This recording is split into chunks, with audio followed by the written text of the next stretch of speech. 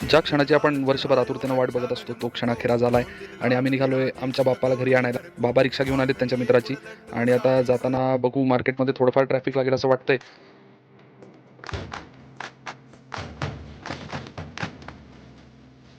Finally आम्ही पोचलेलो आहोत श्री जोशी मूर्तिकार यांच्या इथे आणि आता त्यांनी आपल्याला आपल्या बाप्पांची मूर्ती दिलेली आहे आणि खूप वेगळाच आनंद सध्या मी आता तुम्हाला शब्दात सांगू शकत नाही. असा एक वेगळा आनंद आपल्याला सगळ्यांना अनुभवायला मिळतोय. प्रत्येकाच्याच घरात गणपतीचं आगमन झालं असेल, प्रत्येकालाच हा आनंद अनुभवायला मिळतोय आणि आता आपण पोचलेलो आहोत घरापाशी आणि आई औक्षण करून बाप्पाला घरात घेईल.